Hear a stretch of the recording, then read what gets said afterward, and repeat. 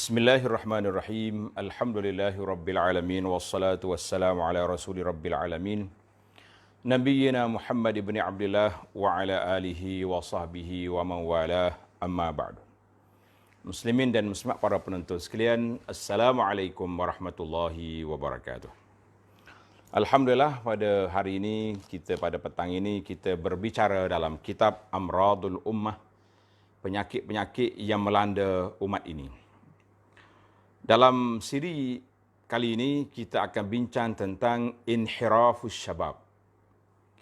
Terpesongnya golongan muda daripada landasan yang baik. Sebagaimana yang kita ketahui dalam masyarakat, tak kiralah Islam ke tidak Islam, manusia ini tergolong daripada beberapa golongan. Ada orang tua, ada kibarus sin, mana dia panggil warga emas, dan ada orang yang sederhana, dewasa. Kemudian ada satu kumpulan nama dia pemuda. Pemuda ni biasanya dia panggil sinur rusyd, dia pergi hatta balagha arsyudahu wa balagha arba'ina sanah, sampai kepada umur 40. Maka itu dia panggil umur matang. Sepatutnya orang umur 40 ni boleh mikir molek lah. Tidak duk main melepok ikut saya, sebagaimana yang berlaku kepada sebahagian daripada masyarakat. Kalau kita kata golongan muda, maka dalam Islam ini meletakkan pasukan pemuda ini di antara pasukan yang penting. Dia panggil makanatus syabab, kedudukan orang muda di dalam perjuangan Islam. Yang kita mengharapkan, yang kita naknya macam inilah, orang-orang muda yang bekerja untuk ummah, untuk pembinaan negara dan pembangunan negara, dan juga sekaligus membangun agama itu sendiri. Dari kalangan pendakwah-pendakwah orang-orang muda, orang yang mendukung gerakan Islam ini, iaitulah dari kalangan pemuda-pemuda Islam. Sebagaimana yang telah berlaku di zaman Nabi sallallahu alaihi wasallam, kalau kita lihat Rasulullah sallallahu alaihi wasallam sendiri dipilih oleh Allah Azza wa Jalla atau dilantik oleh Allah Azza wa Jalla menjadi nabi pada umurnya 40 tahun. Umur 40 tahun. Dalam hadis yang dikeluarkan oleh Imam Bukhari rahimahullahu taala dari Abdullah bin Abbas radhiyallahu anhuma, qala sallallahu alaihi wasallam unzila ala qala Ibnu Abbas nam. Qala Ibnu Abbas unzila ala Rasulillah sallallahu alaihi wasallam wa huwa ibnu arba'in. Allah Ta'ala turunkan Quran kali yang pertama, wahyu yang pertama yang melantik dia ni menjadi Rasul ketika umurnya 40 tahun. Umur berapa Nabi? 40 tahun. Famakatha 13 sanah. Maka Nabi kita SAW berada di Mekah selama 13 tahun. Kemudian Nabi kita SAW diperintahkan berhijrah ke Al-Madinah Al-Munawwarah, dan Nabi berada di sana 10 tahun. Summa tuwfiya sallallahu alaihi wasallam. Maka kita mengatakan umur muda ni 40-an, 30-an ni dia kata umur umur yang ada kematangannya, dan manusia diminta supaya melakukan satu perkara yang baik, yang boleh memberi impak ataupun kebaikan kepada masyarakat itu sendiri. Maka dalam perbincangan ini, saya cuba sebut beberapa nama sebagai muqaddimah. Yang kita nak bincangnya tentang keadaan pemuda di zaman itu. Zaman Nabi SAW, sebagai orang panggil kenangan, Sayyidina Abu Bakar As-Siddiq. Saya harap para pelajar, para penonton boleh tanda. Sayyidina Abu Bakar As-Siddiq radhiyallahu anhu ketika menerima Islam, mengucap syahadah La ilaha illallah wa anna Muhammad Rasulullah, kerana ketika umurnya 38 tahun. Mengikut dalam kitab yang saya baca ni lah. Dia kata diambil daripada Al-Isabah. Sayyidina Umar Ibn Khattab. Ya, orang kata dia ni gedebel, orang hebat, orang yang macam-macam kehebatan yang ditonjolkan. Sayyidina Umar, kan? Ketika dia masuk Islam, umur dia 26 tahun. fi sadisati wal 20. Sayyidina Ali bin Abi Talib pada malam menggantikan tempat duduk Nabi sallallahu alaihi wasallam pada malam dikepung. Ketika Nabi keluar untuk berhijrah, katanya ketika umurnya sekitar 20 tahun. Usamah bin Zaid, selepas wafatnya Nabi sallallahu alaihi wasallam, kan Nabi kita lantik sebelum Nabi wafat lagi sudah lantik Usamah bin Zaid mengetuai bala tentera yang akan berdepan dengan Rom ketika umurnya bawah 20. Ada kata berapa belas kan? Masya Allah, tabarakallah. Mus'ab bin Umair yang menjadi guru pertama yang dihantar oleh Nabi sallallahu alaihi wasallam ke Madinah. Seorang anak muda bangsawan Mekah. Anak orang kaya zaman tu terkenal dengan kehebatannya sehingga ahli sejarah Mekah kata dia ni tukar baju berapa kali sehari. Malam nak tidur lain, pagi lain, petang lain. Kan? Nabi kita sallallahu hantar dia ke Madinah ketika umurnya qad tajawaz salasin. Mana lebih kurang 30 tahun lebih sikit. Masya Allah, tabarakallah. Ja'far bin Abi Talib yang kita dah cerita tentang dalam sejarah syuhada, arwahus syuhada. Ja'far bin Abi Talib ketika dihantar ke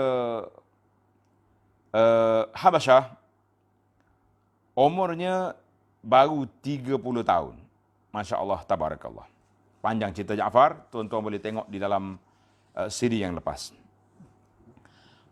Muslimin dan muslimat para jemaah sekalian, sekarang ni kita sebagai ibu bapa atau kita sendiri sebagai orang muda, kita tengoklah di mana keadaan anak muda, anak-anak kita ataupun adik-beradik kita ataupun masyarakat kita di mana sekarang.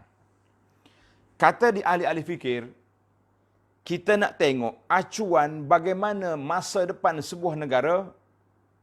Kamu tengok kepada anak-anak muda yang ada di zaman kita ini. Sebab mereka ni akan membesar dan acuan ini akan dibawa oleh mereka. Maka menjadi suatu perbincangan para ahli-ahli fikir, para alim ulama, iaitulah bagaimana nak menjaga, mendidik anak-anak kita ni supaya membesar sebagai pemuda-pemuda Islam yang peka, yang memahami isu-isu dalam negara dengan sepatutnya, dan juga kita nak lahirkan pemuda-pemuda yang mantap imannya, kuat perjuangannya. Kita kata alhamdulillah, kalau kita tengok hari ini kita nampak ada dalam NGO dakwah, dalam kumpulan-kumpulan yang usrah-usrah pengajian masih ada. Alhamdulillah. Dan apabila anak-anak kita sekarang ini membesar dalam suasana yang penuh dengan cabaran, sehingga kata di dalam bahasa dah kata ya'ish fi bahrin lujjin minal fitan. Seolah-olah anak-anak kita hari ini membesar dalam gelombang ombak yang badai yang begitu besar, iaitulah tentang fitnah-fitnah yang berlaku di hadapan mereka. Sama ada fitnah dalam bentuk keagamaan, sama ada benda fitnah dalam kehidupan dan juga fitnah dalam perkara saja yang ada di hadapan mereka. Saya tambah lagi, termasuklah fitnah-fitnah yang ada di alam maya yang kita tak dapat nak kawal keadaan anak-anak kita di zaman sekarang ini. Maka ibu bapa, para pendakwah, guru-guru, semuanya mesti mengambil tanggungjawab bagaimana untuk menjaga anak-anak kita ini supaya mereka tidak terjebak dengan perkara-perkara yang tidak baik. Begitulah keadaan yang kita lihat hari ini. Maka para ibu bapa, muslimin dan muslimat sekalian, syubhat ataupun gangguan yang mengganggu anak-anak kita ini dan juga orang tua kita pun di zaman kita ini ada dua syubhat. Dua penyakit. Yang pertama dipanggil penyakit syubhat, iaitulah gangguan pemikiran kepada orang-orang muda. Ada orang muda yang mengaku, dia kata dia tak percaya lagi kepada agama Islam. Apa asyik duk solat je, asyik sekejap-kejap solat, maknanya mengganggu dia punya tidur, mengganggu dia punya produktiviti nak buat kerja, macam-macam. Dan macam-macam lah dia punya hujah. Para pendakwah yang mengambil tanggungjawab dalam isu-isu begini, mereka akan jumpa benda-benda yang pelik-pelik. Kemudian kita jumpa lagi golongan-golongan muda yang terjebak dengan perangkap-perangkap liberal yang nak hidup bebas. Oh, aku dilahirkan free. Oh, itu yang ditulis di baju-baju mereka. Seolah-olah dia kata dia lahir ni tak ada apa-apa, ikut dia nak buat gapo atas dunia ni boleh je. Mereka lupa kepada asal tujuan Allah Ta'ala ciptakan manusia. Sebagaimana firman Allah Ta'ala, وَمَا خَلَقْتُ الْجِنَّ وَالْإِنسَ إِلَّا لِيَعْبُدُونَ. Allah kata, aku tak ciptakan jin dan manusia kecuali supaya mengabdikan diri kepadaku. Tiba-tiba kita kata kita dilahirkan free, dilahirkan begitu saja, kita kata ini di antara perkara yang cukup menyusahkan kita. Baik, para jemaah sekalian. Bila kita kata inhiraf maknanya terpesong. Terpesong daripada jalannya. Sepatutnya kita jalan ikut ni, tapi orang ni melencong ke kiri. Ataupun melencong ke kanan, ke kiri. Yang pentingnya keluar daripada landasan. Maka cara lencongan ini ada dua cara yang disenaraikan oleh para ulama Islam. Yang pertama, dia panggil lencongan dari sudut keagamaan. Ada di kalangan pemuda-pemuda Islam ni yang terjebak dengan gerakan pemikiran yang begitu keras. Dia panggil macam puak-puak irhabi. Irhabi ni dia baca ayat-ayat Quran, dia baca hadis-hadis tentang azab, tentang orang kafir, tentang ni, maka dipasangnya kepada orang Islam, maka timbullah satu gerakan-gerakan yang melampau di dalam agama. Maka habis orang tak betul belaka, orang ni akhir sekali mereka keluar dengan satu kumpulan yang dinamakan puak-puak ekstremis ataupun puak-puak irhabi, yang sekarang ni macam-macam dilabel oleh puak-puak orang putih dengan IS lah, macam-macam nama yang kita buat. Maka gerakan ini, pemuda-pemuda yang terpengaruh dengan pemikiran-pemikiran ekstrem ini ada. Dan naz'ah, cara berfikir ini sudah ada di zaman dulu. Nama dia puak-puak Khawarij. Puak-puak Khawarij. Kalau kita lihat golongan yang membunuh Sayyidina Utsman radhiyallahu anhu, siapa? Al-Ghafiqi. Kan? Kemudian yang bunuh Sayyidina Ali bin Abi Talib radhiyallahu anhu dari kumpulan Khawarij. Khawarij ini ahli-ahli orang kuat ibadat. Tetapi salah faham mereka dalam nusus syariah yang menyebabkan mereka terpesong. Hari ini kadang-kadang kita bimbang.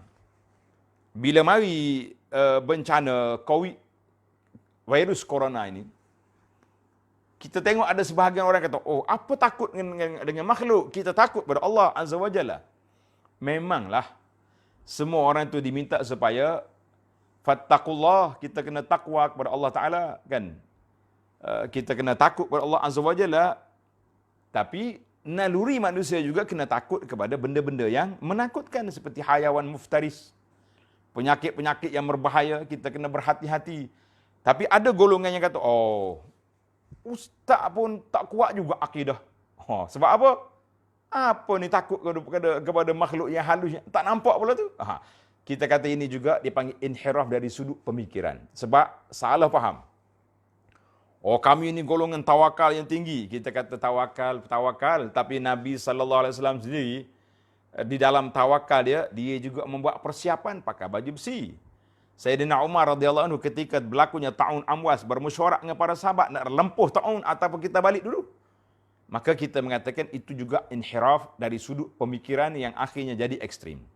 Dan ada juga kumpulan-kumpulan sahabat ni, kalau kita tengok di dalam Facebook mereka ataupun video-video, mereka ni sangat keras dengan kumpulan-kumpulan yang berbeza pandangan. Contohnya berbeza pandangan.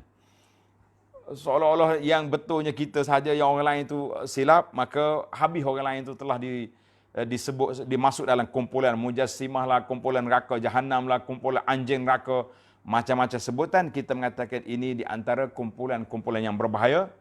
Dan Nana sudah sebut satu kumpulan yang menawan Masjid Haram satu masa dulu, pada awal Muharram 1400, mereka ini termasuk di kalangan pemuda-pemuda pengikut kumpulan yang mengaku Imam Mahdi. Panjanglah kita kalau kita baca dari sudut sejarah, kumpulan-kumpulan yang terjebak dengan pemikiran yang disebut dengan nama Khawarij, ini juga di antara perkara yang perlu kita kena ambil perhatian. Jadi kita tengok sahabat-sahabat, orang panggil dalam Islam ni mengajar kepada kita erti al-i'tidal wal wasatiyah. I'tidal wasatiyah maknanya kena sederhana. Di manakah dalil kesederhanaan Islam itu sendiri? Alhamdulillah para jemaah sekalian, dalam perbincangan kita yang lepas kan ada 3 orang pemuda mari jumpa Nabi sallallahu alaihi wasallam, mari siasat apa yang Nabi buat di rumah. Yang seorang tu kata aku tak nak kahwin, yang seorang lagi kata aku tak nak tidur, nak solat terus. Yang seorang kata aku tak nak makan dah, aku nak puasa terus. Nabi tegur, Nabi kata ma balu aqwam. Apa ada orang macam ni? Mana Islam itu mengajar kita kepada arti al-i'tidal wal wasatiyah. Islam yang dibawa dengan nama rahmatan lil alamin, yang telah digariskan oleh syariat Islam itu sendiri. Baiklah para jemaah sekalian, tentang inhiraful aqdi dan naz'ah pemikiran Khawarij ekstrim ini ada di mana-mana. Tapi kita nak fokuskan kepada isu yang kedua yang berlaku dalam masyarakat hari ini, iaitulah musibah yang menimpa sebahagian daripada pemuda-pemuda kita. Sedangkan mereka ini jilul mustaqbal, generasi yang akan menerajui negara pada masa depan. Kita tengok pemuda-pemuda yang besar di zaman British, zaman penjajah dulu. Bila British balik, British sanggup tinggalkan kepada mereka sebab pada zaman itu sudah dilatih mereka. Ada yang hidup dengan cara liberal, dengan cara sekular dan macam-macam. Yang pertama, kalau kita lihat dari sudut inhiraf yang berlaku kepada orang kita hari ini, iaitulah kita tengok lemahnya at-tadayyun, lemahnya sifat beragama di kalangan sebahagian daripada anak-anak muda. Hasil daripada apa? Hasil daripada tak nak belajar, tak nak mengaji. Ilmu banyak, melalui internet ada, melalui surau ada, melalui buku-buku ada. Tapi tak seolah-olah seruan itu tak sampai kepada mereka. Buka internet bukan cari ustaz, tapi cari penyanyi-penyanyi, cari cerita-cerita, filem-filem dah. Pasal itulah saya kalau bolehlah di zaman PKP ni, kalau boleh ada sahabat-sahabat yang membuat khulasah, membuat ringkasan kepada buku-buku yang dia baca. Alhamdulillah, Allah Ta'ala uji kami dengan duduk di rumah, tak boleh nak pergi mana-mana. Setakat ni saya dah khatam beberapa buah buku. Contohnya, kalau adalah di kalangan syabab yang dah khatam buku yang saya usahakan, saya dah khatam baca buku Keindahan Islam yang diterjemahkan oleh Abu Anas contohnya. Dia boleh buat khulasah, insya-Allah. Hantar balik ke saya. Kita di bawah yayasan pondok kita Sungai Durian ni, saya akan bagi hadiah insya-Allah. Tapi janji tak adalah besar-besar, cuma sebagai penghargaan ada. Kalau ada orang boleh buat khulasah, alhamdulillah. Sepanjang saya duduk di rumah ni, saya dah khatam sebuah kitab, belajar bertalaki daripada Ustaz Abu Anas contohnya, melalui kitab Penawar Bagi Hati. 30 siri kuliah saya khatam. Hantar balik dengan saya, insya-Allah kita akan bagi hadiah penghargaan insya-Allah. Baiklah para jemaah sekalian, itu patutnya masa yang kita ada. Tapi bimbangnya duduk main chatting, duduk main, sedangkan kita tidak ada kemampuan masuk rempuh dalam kumpulan-kumpulan, sama ada kumpulan yang betul-betul kafir seperti puak-puak Ahlul Kitab, puak-puak Kristian, ataupun kumpulan-kumpulan ajaran sesat yang sangat aktif sekarang atas dunia, nama dia puak-puak Syiah ataupun geng-geng liberal. Jadi mau masuk dalam ni, yang akhir sekali pemuda-pemuda ni akan terpesong. Sebab apa? Punca lemahnya tadayun kita ni sebab kita tidak berusaha untuk mencari ilmu yang baik-baik, ataupun cari juga ilmu tapi melalui seronok sangat dengan title-title yang diberi. Oh, saya belajar dengan guru yang mursyid, guru yang al-arif billah, semua fakta-fakta dia mimpi dengan cerita-cerita.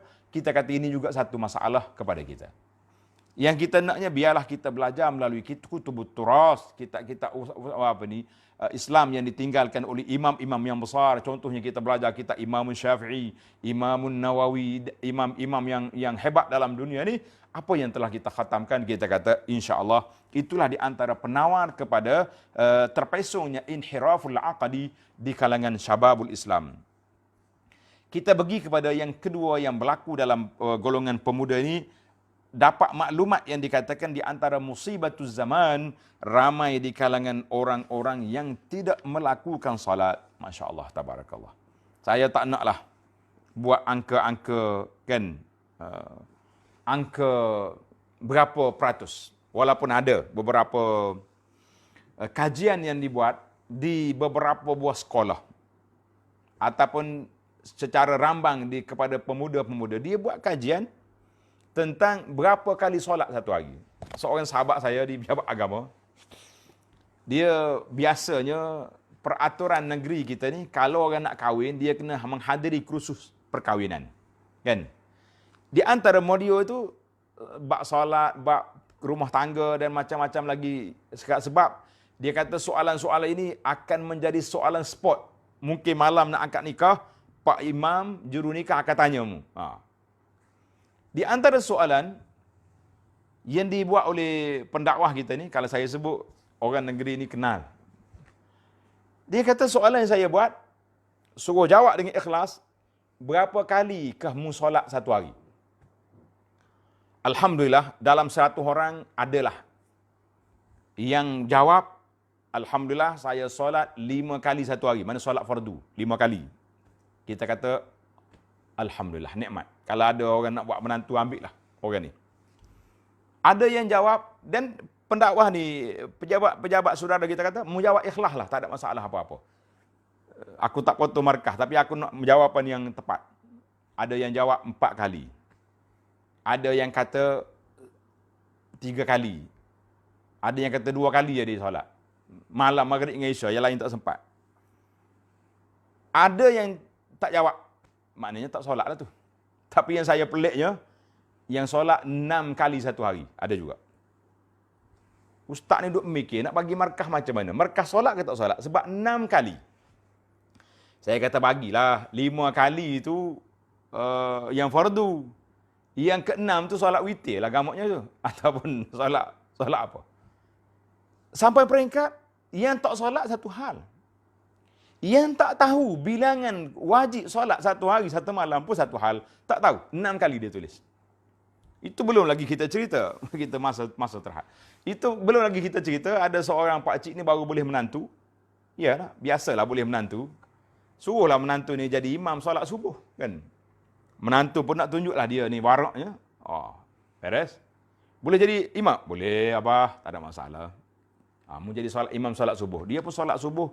Kebetulan pagi tu 3 rakaat dia solat. Lepas solat, ayah pun, tok tua dia, mertua tanya, bang, kenapa abang solat subuh 3 rakaat? Astaghfirullahalazim, abah. 3 ke? 3? Allahu Akbar. Saya ingat dah 4 dah. Pening mertua. Kalau dia pandai, sepatutnya kita sujud sahwi lah.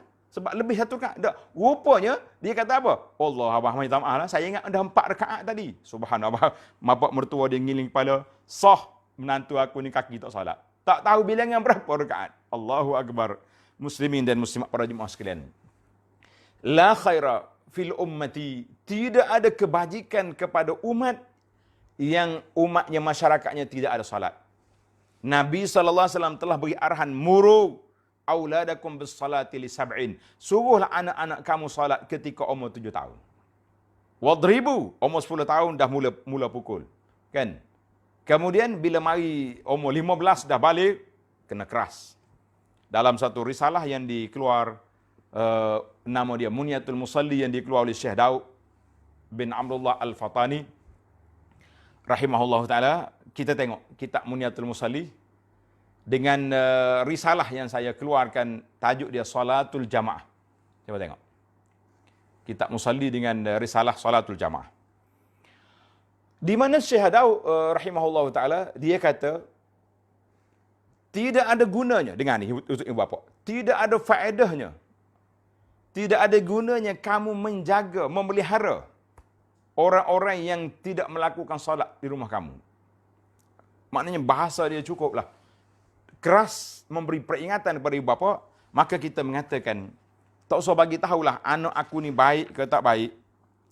Anak aku ni juruh ke tak juruh dalam bahasa orang Kelantan kata, kan? Seandainya dia tidak melakukan solat, kita kata itulah kerusakan yang pertama yang berlaku dalam anak kita. Oi, dia baik ustaz. Anak saya ni juruh benar dia, kan?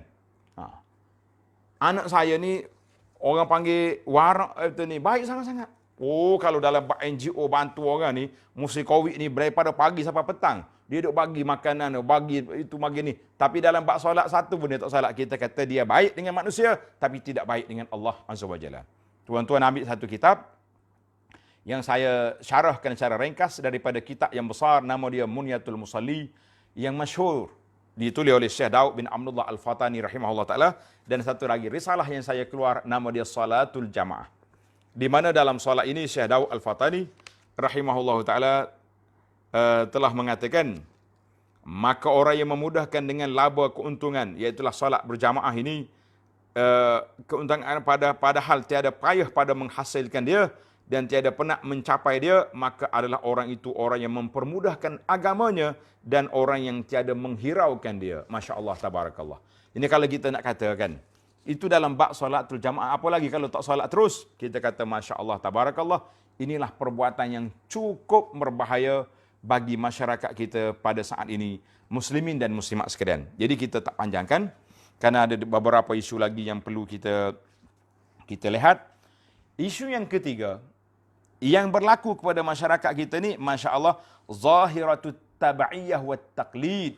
Fenomena ikut-ikut pak turut. Ikut-ikut pak turut. Kita nak tengok apa? Di zaman globalisasi hari ini, itu dia panggil zaman globalisasi. Apa dia globalisasi? Globalisasi ini orang kata langit terbuka, dunia tanpa sempadan. Bagi saya, takrif globalisasi yang paling simple untuk tuan-tuan dan puan-puan ingat, kalau yang sempat tulis, kalau tak sempat tulis pun boleh hafal sekarang. Apa dia tajuk, apa dia makna globalisasi? Kata Syekh Dr. Wahbah Az-Zuhaili rahimahullahu taala ketika dia datang ke sini, saya pergi jumpa dengan dia, dia kata al-aulamah, globalisasi itu iaitulah orang putih, yakni orang barat yang kafir, nak suruh kamu buat apa yang dia buat, nak suruh kamu pakai apa yang mereka pakai, nak suruh kamu makan apa yang mereka makan. Saya tengok, Masya Allah, tabarakallah. Hei, sekarang ni pergaulan bebas. Friends sana, friends ini, macam orang Melayu yang beragama Islam dan juga orang Arab Islam, sama dengan orang putih, bebas sana sini. Relax ya, tak ada siapa nak tegur, tak ada siapa kata apa, kecuali pendakwah-pendakwah yang gatal mulut yang berani tegur perkara-perkara maksiat. Kalau tidak, relax, tak ada masalah apa-apa. Apa salahnya? Kan, budak-budak zaman sekarang ni, dia ni kawan dia, ini kawan dia, kawan-kawan kadang-kadang mari ambil di rumah malam-malam. Mak ayah bagi, tak apalah, jaga baik-baik anak saya tu. Jagalah apa. Kita bawa balik keluar malam-malam, jaga anak saya. Subhanallah, mak dia pun sekali dengan pak dia pun sekali tak betul juga. Jadi, perbuatan pergaulan bebasnya, kita nak tengok dalam telinga tu sumbat dengan lagu muzik, lagu rocknya, apa benda dari sudut penampilan. Ada yang pakai seluar pendek, ada yang pakai baju, ada pakai seluar cari, ada. Masya Allah, tabarakallah. Kata di para pendakwah, ketika Allah Subhanahu Wa Taala arahkan kamu supaya beri sedekah kepada orang fakir miskin, kamu bakhil.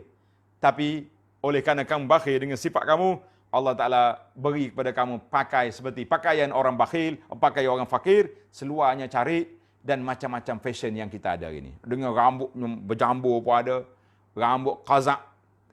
Yang qazak tu, gambar-gambar yang dah telah dikeluarkan, bentuk qazak maknanya ada jambu sini, bawah ni tepi tidak ada. Kadang-kadang yang ni saya rasa perlu kita muhasabah lah. Sama-sama kita doa para pendakwah. Kadang-kadang pendakwah pun qazak juga rambut dia. Kalau yang budak-budak yang duduk di tepi jalan buat menasabah, tapi ustaz peminat juga dia macam ni. Kita nak kata apa? Ini zaman aulamah, jiwa manusia itu terikat sama dengan benda-benda yang berlaku kepada. Baik, orang putih nak suruh kita pakai, sama dia pakai. Hari ni para jemaah sekalian, para penonton sekalian, sama je. Orang pakai pakaian di kampung ke, di bandar ke, dengan di New York ke, di Kuala Lumpur, di Kuala Kerai, serupa ya. Lagu tu ya berlaku. Dulu kalau kita nak tengok orang pakai belik-belik ni, kena pergi ke bandar besar. Sekarang ni gilah bandar kecil pun. Hak tak ada bandar pun.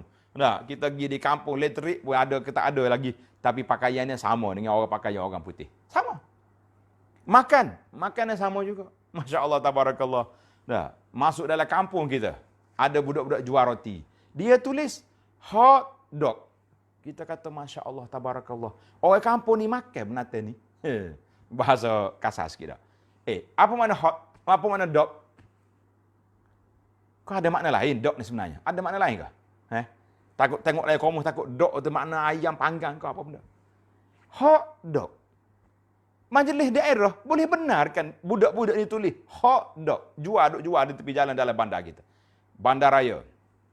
Bandar Dewan Bandar. Boleh luluskan. Pejabat agama, tengok saja. Silap-silap Pak Haji, ustaz juga berhenti kata, "Abah berhenti kejap. Kita nak beli hot dog." Abah kata dengan jubah-jubah dia, "Abah pun nak juga hot dog." Kita kata, "Masya Allah, Pak Haji makan hot dog." La haula wala quwata illa billah. Ini yang dikatakan betapa tepunya pemikiran kita yang telah bersikap at-tabaiyah, ikut-ikut betul lah al-ulamah ni nak makan, orang putih suruh makan macam dia, walaupun berbeza, isinya beza. Tapi nama itu menjijikkan, nama najis mughallazah. Masya Allah, tabarakallah. Hari ni kalau kita berjalan dengan anak-anak kita, ada makcik-makcik jual kuih koci ke, kuih tepung bukuh ke, kuih berapa lagi, ondel-ondel ke, teri mandi ke, ni kuih-kuih Kelantan belakang ni, nama-nama tak. Kuih-kuih tradisional. Cakap, "Bang, nak beli kuih ni." Hoi. Bukan makanan zaman kita tu, abah. Oh, sekali kau lalu tepi kepala orang tua tu, anak yang tengah main game, berhenti abah, kita makan ayam dulu. Masya Allah, tabarakallah. Patutnya kedai ayam goreng tulis letak kepala ayam lah, apa bagi letak kepala pak cik tu.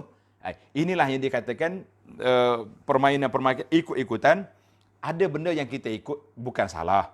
Nak makan, makanlah. Benda tu halal, tidak jadi masalah. Tapi kita mengatakan ikut-ikutan dalam mengejar budaya barat yang kita tak tahu apa. Ada setengah budak kampung ni pakai rantai lah, pakai gelang lah, pakai luar pendek lah, macam-macam dia pakai, balah duduk dalam kampungnya dia tu. Rumah dia tepi masjid, waktu orang duduk azan, dia duduk basuh kereta. Kita kata ini semua permainan-permainan yang cukup menakutkan kita. Misdaqan liqaulin Nabi sallallahu alaihi wasallam, Nabi kata apa? La tatba'unna sanan man kana qablakum shibran bi shibrin. Selagi akan ada di kalangan kamu yang akan ikut perbuatan orang-orang dulu daripada kamu, sejengkal demi sejengkal, zira' dengan zira', hasta dan hasta, lau dakhalu juhra dabbin tabi'tumuhum. Kalau mereka masuk dalam lubang dab ni biawak pasir di Arab, halal dia. Lubang tu, dab tu. Tapi nak ceritanya lubang biawak lah kalau sini kak. Kamu akan ikut sekali. Maknanya kuatnya pengaruh, pengaruh di orang ini semua kuat. Qulna ya Rasulullah al-Yahud wan Nasara. Adakah maksud Rasulullah mereka itu Yahudi dan Nasara? Nabi kata, "Paman, siapa lagi kalau bukan mereka?" Masya Allah, tabarakallah. Hadis ini dikeluar oleh Bukhari dan Muslim daripada Abi Sa'id Al-Khudri radhiyallahu anhu. Dan di antara fenomena yang menakutkan kita yang keempat, iaitulah fenomena merokok yang tak ada kawalan sekarang ni. Zaman PKP ni pun, kerajaan masuk duit suruh beli makanan, kamu pergi beli rokok yang tak kenyang tu buat apa? Allahu Akbar. Allahu Akbar. Dan apa lagi kalau kita bincang tentang dadah yang berbahaya. Sekarang ni orang-orang muda yang tak ada kerja, duk main dadah. Pel kuda. Dan macam-macam inhirafat lagi yang terjadi dalam masyarakat, maka menjadi peranan besarlah kepada kita para jemaah sekalian, kawal. Di zaman inilah waktu kita nak jaga anak-anak kita. Saya kata zaman PKP ni, pihak polis boleh kawal kan, budak-budak tak boleh keluar malam. Sekurang-kurangnya nak menyebarkan bahan-bahan tadi kurang sikit. Tapi apa boleh buat? Pandai-pandai ya dia orang tu. Dia kata mu tutup pintu ni, aku masuk pintu ni. Nak kata macam mana, bukan semua pintu boleh ditutup kan. Macam ada satu cerita khalifah zaman dulu, dia sangat sayang kepada burung dia. Sayang sangat dia kepada burung dia. Lepas tu, satu hari burung dia terlepas. Oh, dia arah ke pengawal dia, tutup semua pintu kota. Tutup. Ada pengawal hak cerdik, bisik, tuan, yang terlepas ni burung. Bukannya kambing. Kalau kambing kita tutup pintu tak boleh keluar. Burung dia terbang ke atas.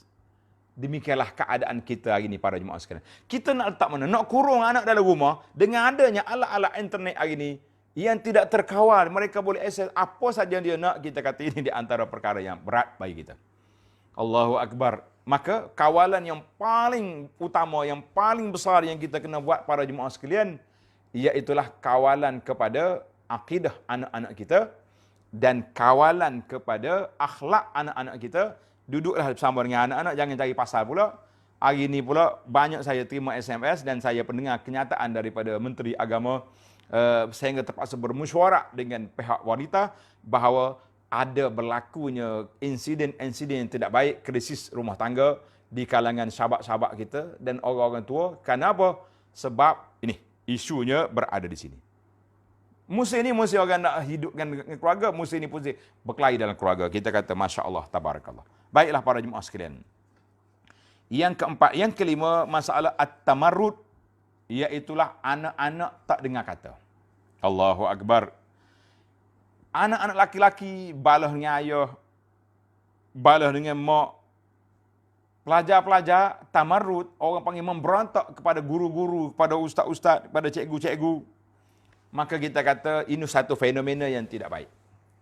Hari ini zaman kita belajar budak-budak dulu, di pondok atau di sekolah, bebas ya guru boleh rotan. Tak dengar kata rotan. Tapi hari ini jangan. Guru jetik telinga anak. Esok satu kumpulan datang, mari nak serang sekolah. Kita kata rusak. Rusak masyarakat dengan sebab kerusakan yang berlaku oleh orang-orang tua kita yang bermasalah. Jadi pemuda-pemuda, bagaimana kita nak latih mereka ni supaya menghormati orang tua. Terutama sekali orang tua dia sendiri. Walidai. Kita ni kalau tak ada orang tua, kita adalah kita. Mana ada orang lahir daripada buluh betung. Dan jadi, macam mana inhirafat ini yang berlaku di kalangan orang muda yang tak menghormati ibu bapa. Ini satu penyakit yang perlu Saya jumpa seorang makcik bila saya kuliah, dia datang, iaitu Ustaz, doakanlah. Saya adalah anak seorang. Anak pula tak balik rumah. Kita kata apa yang makcik buat sampai anak tak nak balik. Dia tak tahulah, saya buat kasih sayang dah, bagi dah semua benda. Sekali dia tak dapat benda, dia merajuk sampai tak nak balik. Mak dia panggil macam-macam. Kita kata inilah di antara fenomena al-uquq, orang-orang muda yang derhaka kepada ibu bapa. Ini juga satu penyakit yang cukup berbahaya. Dan juga memberontak kepada guru-guru, pensyarah pun satu perkara yang cukup berbahaya. Dan jangan lupa suami juga memberontak kepada isteri, ataupun isteri memberontak kepada suami, tak masing-masing tak dengar kata. Maka marilah kita harmonikan masyarakat dengan kita balik semula kepada fitrah yang telah ditetapkan oleh Allah Azza wa Jalla. Yang pertama sekali, punca-punca yang berlaku kita tahu dah. Mari daripada pergaulan yang tidak terkawal. Kawan-kawan, dia panggil rufaqa su, kawan-kawan yang jahat, begitulah keadaan. Ad-din ala al-mar'u ala dini khalili. Gaya hidup seorang itu mengikut cara kawan dia. Maka kita kena tengok kawal anak kita, dia berkawan dengan siapa. Kalau kawan dia ni kepala dia, itulah acuan hidup dia. Masya Allah, tabarakallah. Jadi kita kena kawal. Pihak keluarga ni kena main peranan besar nak letak anak kita ni berkawan dengan siapa. Maka usrah itu dulu yang kita kena ambil perhatian. Kemudian barulah kita pergi kepada daur ta'lim, peranan, satu lagi punca berlaku lagi, daur al-i'lam. Ni media ni punca kerusakan. Kawan-kawan, media, dan ada setengah orang tu keluarga sendiri tu punah. Pernah satu budak di masalah disiplin di sekolah. Bila guru dia tangkap, tanya dia, "Mu semaya tak?" Dia kata, "Cikgu, jangan tanya saya. Semaya ke tak?" Dia tanya mak ayah saya, "Ni semaya ke tidak?" Tanya ibu bapa saya, "Ni solat ke tidak?" Dia kata, "Mu tanya saya." Jadi kalau saya tak solat, pelik apa? Ibu bapa tak solat juga. Macam-macam mana kerusakan-kerusakan yang berlaku. Jadi marilah kita main peranan yang besar Bagaimana kerusakan orang-orang muda ini dari sudut tadayunnya, keagamaannya, dan dari sudut keakhlaknya, dan dari sudut kemasyarakatannya, semua orang kena main peranan. Maka kita beri yang pertama keluarga, kemudian pendidikan. Jadi kita pilihlah tempat nak belajar anak kita di mana. Kemudian daurul masajid, peranan masjid itu sendiri kepada masyarakat sangat besar. Cuma hari ini kita boleh kata peranan masjid itu besar, tapi masalah gay ni tak pergi masjid. Itu problem. Maka terpaksa lah AJK masjid nak tarik orang muda ni buat macam-macam. Buat forum lah, cabutan bertuah lah, panggil orang bergendang dalam masjid walaupun tidak dilarang dari sudut agamanya. Paksa panggil akhir sekali ustaz-ustaz mengajar tak laku, panggil artis-artis yang sudah dia panggil berhijrah ni mari nak suruh orang ramai malam tu ya. Artis tak mari juga esok. Jadi kesan tak ada. Maka para jemaah sekalian, penyakit yang melanda kita ni penyakit bersama. Marilah kita sentiasa berdoa kepada Allah Azza wa Jalla. Ibu bapa jangan leka, jangan lalai. Kita berdoa kepada Allah Azza wa Jalla. Rabbana hablana min azwajina wa zurriyatina qurrata a'yun waj'alna lil muttaqina imama. Allahumma ja'al usratana usratan mubarakatan. Jadi kita doa bahasa Melayu pun tak apa. Sebagaimana doa Nabi Ibrahim alaihissalam itu terbaik. Rabbi ja'alni muqimas salati wa min zurriyati wajnubni wa bani an na'budal asnam. Jadi doa-doa yang kita minta supaya Allah Taala selamatkan keluarga kita, anak-anak kita, masyarakat kita, orang-orang muda kita daripada terjebak dengan perkara-perkara yang tidak baik. Allahumma ruddana wa ahlina ila dinika raddan jamilan ya rabbal alamin.